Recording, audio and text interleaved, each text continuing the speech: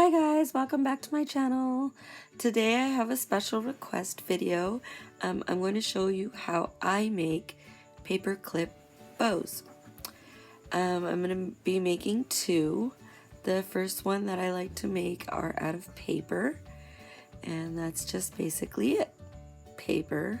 And the second one that I'm going to make is out of ribbon, and they're really easy. They take but a couple minutes, and I'll show you how to do it. The first one, I start off with a pattern. I found this pattern on the internet, but it's, as you can see, it's really easy. I mean, how I learned how to do it is I took a combination of 2 or 3 videos and turned them into this, because I tried it one way and it didn't really work. I tried it another way, it didn't really work. I tried it the third way, it didn't work, but the 3 of them together worked perfectly. So what you need is some paper, and I like to use cardstock because those are the ones that stay the fluffiest. And then I put double stick tape onto the back of my pattern, so that way it holds in place while I cut. And then you just go ahead and cut it out, and it's really easy. And you can use whatever paper you like. I think the thicker the paper, the better for me, especially because you'll see that when you're using the ribbon bow, it's more durable, but the paper bows are really cute as well. So you just got to be careful, because they are made of paper, you know. And when you're flipping through your book or your planner, I use them as a bookmark.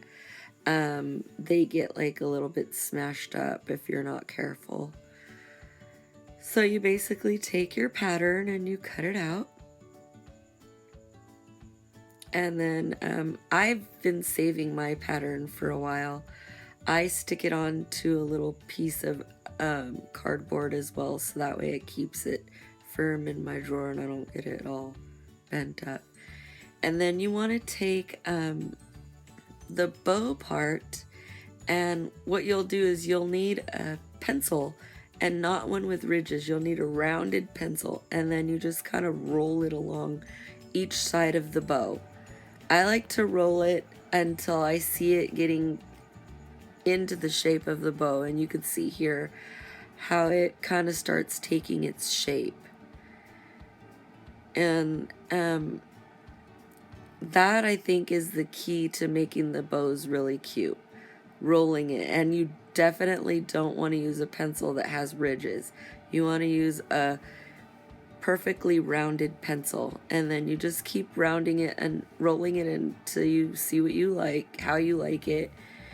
And then you go ahead and take a little bit of glue, and you put it in the center, and you just bring the ends into the center.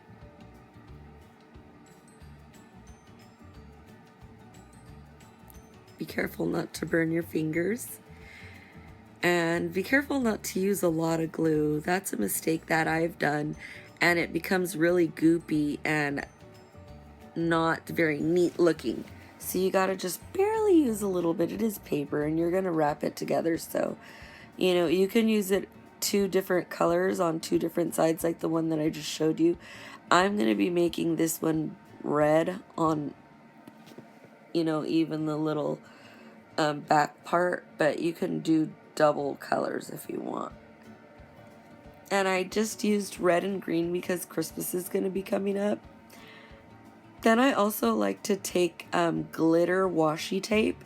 I think that is the key to adding like a little bit of sparkle and just glam to your bows. So I bought a set of a whole bunch of different colors of glitter washi tape from Michaels, and you can buy it too. It was like $15 for all the colors of the rainbow. So you just want to glue it down a little bit, and then put your paper clip first, and then put the back part of the glitter washi over it, so it's more of a neat trim look to it. You don't want to like turn it over and be able to see the glue or the paper clip. That's why I like to fold it over both edges, so it gets a nice, clean, neat look. And then I have a whole bunch of these rhinestones that I got off of eBay and Amazon, and I can leave links below, but they're really easy. You know, they're just those cute little rhinestones, and they come in all colors, and they come in all shapes too. And I didn't have a red one. I didn't have a heart. I was looking for a heart one, but this red little rhinestone is just perfectly for this bow. And there you have it, the Christmas bow. Easy peasy. Okay, so let's move on to the ribbon bow.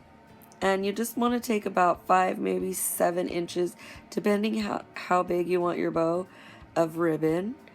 And I just got these big old round rolls at the dollar store, and then you just cut it and you fold it in half so that way you could get the center, and then you fold those edges into the center, and then you put a little bit of glue down to where the center line is, and you bring the edges into it again. Sort of similar to the other way, but this way the wrapping in the middle is different, you'll see. So then once you got it all together, you kind of scrunch your middle together, forming the bow shape. And then you put down some glue and kind of stick them together the way that you want your bow to be shaped. I kind of do it like a ruffle, so that way I can get a full little, you know, fluff. And then you just measure out how much ribbon you want to wrap around, and you put glue on the edge, and you kind of glue it there. And I like to wrap it twice, so that way it's a lot neater and it's a lot tighter. And then you just snip off the edge and glue down the other end.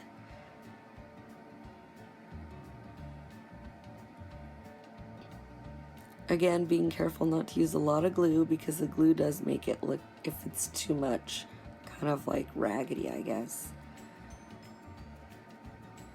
And then you just want to fluff up. This particular ribbon has wire in the edges, so it's able to hold its little fluff a lot better. But you want to fluff it up, and then you take your paper clip and you kind of like just wiggle it in there, so that way it pulls through the ribbon that you just wrapped around, and you pull it all the way through so that it's on the top part, and you're still able to have the clip part for your papers. And there you go, 2 bows. And I was going to show you how they look on my planner. I always do this anytime I make a layout to match my layout, and this is my zombie layout, so I thought it was the skulls and the crossbones was perfect for it. They're really easy. They don't take but a few minutes. I also made the pumpkin one to match last week's layout. The fall leaves, the first day of fall. And then I use it as a bookmark to mark my weekly place. And there you go. Thanks for watching.